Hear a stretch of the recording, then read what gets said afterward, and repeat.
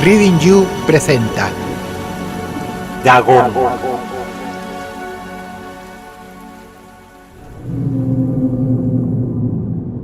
Escribo esto bajo una fuerte tensión mental, ya que cuando llegue la noche habré muerto.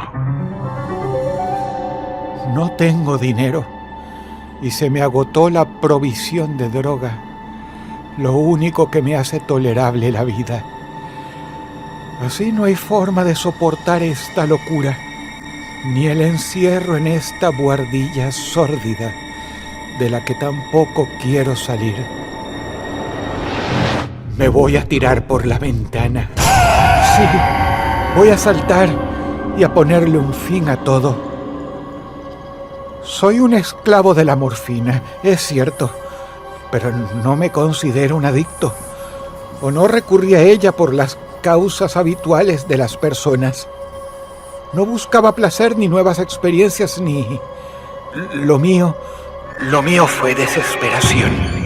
¿Se entiende? No tenía alternativa. Cuando hayan leído estas páginas, espero que comprendan y se hagan una idea de por qué lo hice. Tenía que olvidar o morir. Mi problema empezó en un viaje. Iba como pasajero en un barco y atravesábamos una de las zonas más vastas y menos frecuentadas del Pacífico. El viaje marchaba a la perfección, pero allí nos apresó un corsario alemán. La Gran Guerra estaba entonces en sus comienzos, así que nuestro buque fue capturado legalmente. Debo admitir que a toda la tripulación nos trataron bien, con el respeto que corresponde a los prisioneros navales.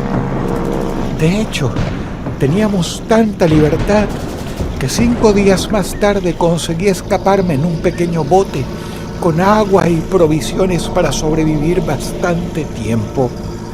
¡Al fin libre!, pensé. Estaba libre, pero a la deriva. De a poco empecé a caer en la gravedad de mi situación. No era un navegante experto. Apenas si llegaba a calcular que estaba al sur del Ecuador por el sol y las estrellas. No sabía en absoluto en qué longitud y no se divisaba isla ni costa alguna. Por varios días, al menos, el tiempo se mantuvo bueno. Navegué sin rumbo bajo un sol abrasador, con la esperanza de que pasara algún barco o de que las olas me condujeran a algún lugar habitable. Pero no aparecían ni barcos ni tierra, y empecé a desesperarme.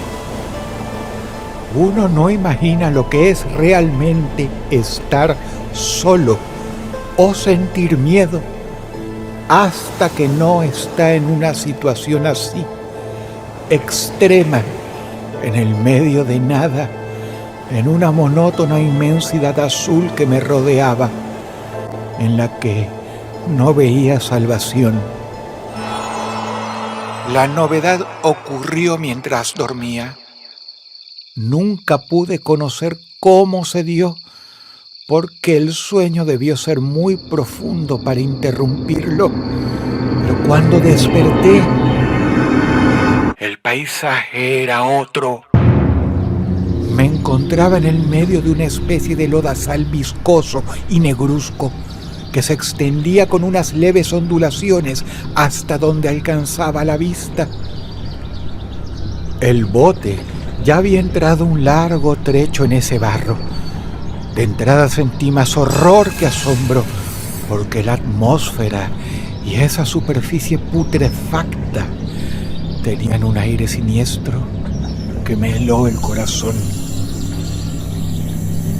La zona estaba plagada de peces descompuestos y de otros animales menos identificables que flotaban en el cieno de esa interminable llanura. No podía dejar de pensar qué era aquello, dónde me encontraba. No se escuchaba ningún tipo de sonido, ni había nada a la vista. ¿Qué pasaba con la marea? Con el sonido de las olas, con las aves que se alimentaban de esos peces muertos. El sol ardía en un cielo que me parecía negro por la ausencia de nubes. Era como si en él se reflejase la ciénaga nauseabunda que tenía bajo mis pies. Encontraba una sola posibilidad para explicar mi situación. Debido a una conmoción volcánica, el fondo oceánico había emergido a la superficie y habían salido a la luz estas regiones extrañas que durante millones de años habían estado ocultas bajo las profundidades del agua. Durante varias horas estuve sentado en el bote, pensando y meditando, estudiando bien ese paisaje. A medida que pasó el día, el suelo se fue haciendo menos pegajoso. Eso me alegró un poco. Cuando estuviera un poco más seco, podría recorrerlo fácilmente. Al día siguiente me preparé una provisión de agua y comida para estar listo. Mi objetivo era volver a buscar el mar y quedar atento a cualquier posible rescate. El tiempo en esas condiciones no pasaba, como siempre que uno no puede hacer más que esperar, que estarse quieto, y a la vez siente una gran ansiedad por ponerse en movimiento. Ya no sabía en qué pensar para entretenerme y perder la calma. Por suerte el suelo se secó al tercer día. Ya podía caminar por ahí con bastante comodidad. El olor a pescado era insoportable, aunque era una preocupación menor al lado de otras. Dejé el bote y me puse en marcha.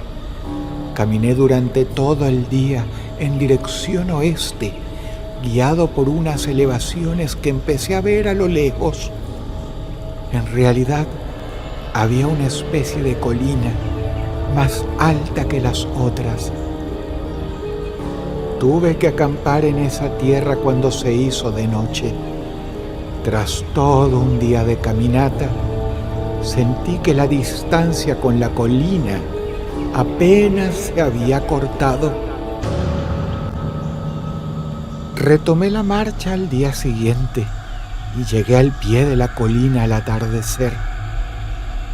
La elevación era mucho más alta de lo que parecía de lejos. Tenía un valle delante que hacía más pronunciado el relieve. No me sentía con fuerza para ascender.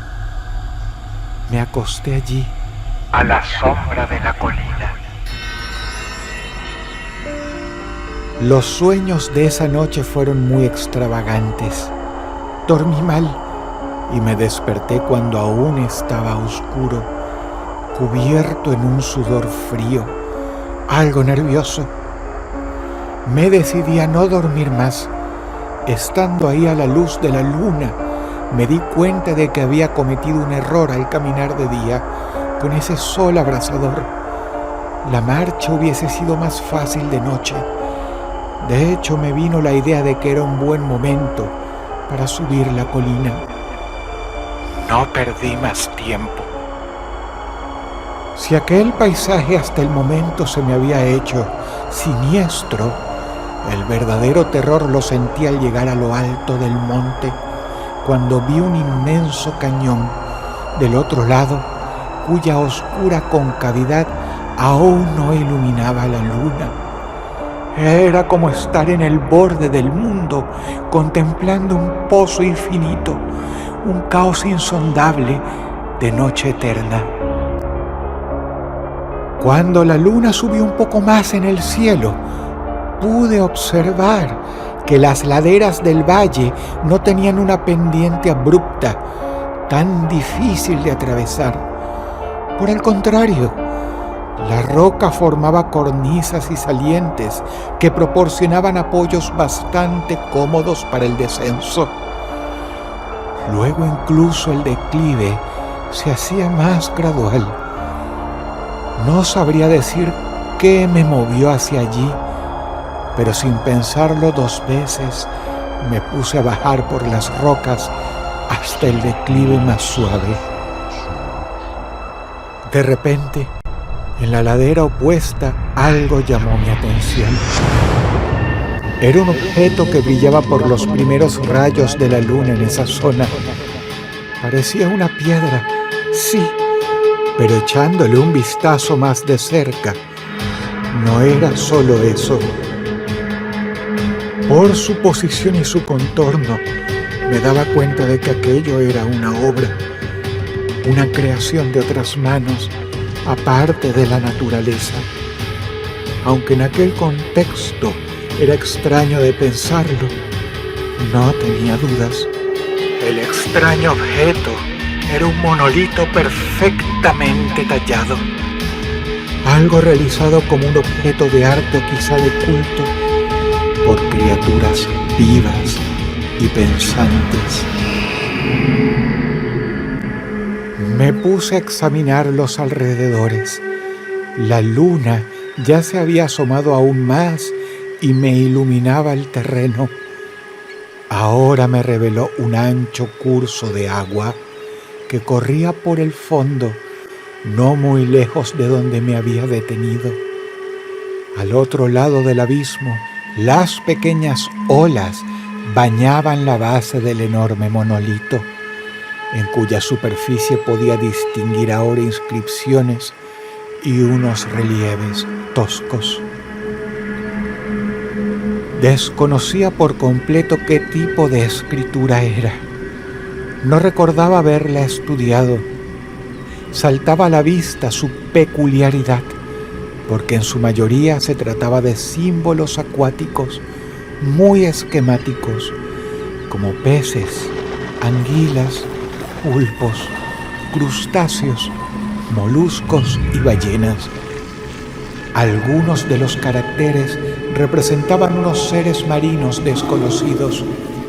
Al mirarlos con más atención, vi que eran los mismos que me llamaron la atención al llegar, los esqueletos que estaban descompuestos en el fango. Los que más me fascinaron fueron los relieves. Los podía ver claramente desde donde estaba, por sus enormes proporciones. Digamos que estos seres pretendían representar hombres o cierta clase de hombres, aunque aparecían retozando como peces en las aguas de una gruta marina, o rindiendo homenaje a algún monolito, o simplemente abajo del agua. Sus rostros y sus cuerpos eran grotescos, con un aire humano en general, pero con manos y pies palmeados, labios espantosamente anchos y flácidos, ojos abultados, vidriosos. Parecían cincelados con una proporción alterada, al menos con el escenario que tenían de fondo. Por ejemplo, uno de los seres luchaba con una ballena que apenas era un poco más grande que él. Imaginaba que serían unos dioses imaginarios de alguna tribu pescadora o marinera, de una tribu muy antigua, anterior al hombre neandertal. Aterrado por esta visión, me quedé pensativo, más bien en shock, mientras la luna bañaba con su resplandor misterioso el canal que tenía delante. Entonces lo vi. Hubo una agitación en el río y la entidad se asomó en las aguas oscuras. Era inmenso y repugnante, una especie de polifemo cubierto de escamas. Saltó hacia el monolito con mucha facilidad, y lo rodeó con sus brazos enormes, al tiempo que inclinaba la cabeza y gritaba. Creo que entonces enloquecí. No recuerdo muy bien los detalles de la huida. Subí frenético por la ladera y el acantilado, y no debí dejar de correr hasta llegar al bote. Creo que cantaba y me reía sin parar, como un loco. Tengo un recuerdo muy vago de una tormenta, poco después de llegar al bote. Un sonido intenso de truenos y un viento fuerte que me sacudía, pero no mucho más. La siguiente vez que abrí los ojos, estaba en un hospital de San Francisco. ¿Cómo llegué allí? Un capitán del barco norteamericano encontró mi bote en el medio del océano. Según me dijo, hablé de muchas cosas en mis delirios. Creo que nadie hizo caso de mis palabras y mis historias, porque además no sabían nada sobre la aparición de una zona fangosa como les describí, ni de sus esqueletos, ni del monolito. Un día fui a ver a un famoso etnólogo, un hombre que se divirtió con mis extrañas preguntas sobre la antigua leyenda filistea de Dagón, el dios Ples. Me di cuenta de que no me tomaba en serio. Era un hombre terriblemente convencional. Dejé de preguntar y me guardé mis dudas. El ser se me hace visible durante la noche, en mi memoria, y es una presencia que no se retira. Intenté olvidarlo con la morfina, pero la droga solo me da una calma pasajera, engañosa, que también se volvió una trampa. Ahora soy su esclavo. Así que voy a poner fin a todo esto, ahora que ya lo conté. Muchas veces me pregunto si fue una alucinación, un producto de la fiebre, de la insolación que sufrí en la travesía. Pero esa visión monstruosa se me aparece tan vívida que me deja bien claro que no hubo nada de imaginario en eso. No puedo pensar en las profundidades del mar sin estremecerme, sin imaginar las espantosas entidades que quizá en este mismo instante se arrastran, se agitan en su mundo fangoso, adorando a ídolos de piedra y esculpiendo sus propias imágenes abominables en los monolitos. Pienso en el día que emerjan de las olas y se lleven entre sus garras los restos de una humanidad. Se acerca el fin. Oigo ruido en la puerta, como si le empujara un cuerpo inmenso, algo grande y resbaladizo. Pero no lo voy a permitir. No me va a encontrar. Dios mío, esa mano, la ventana, la ventana.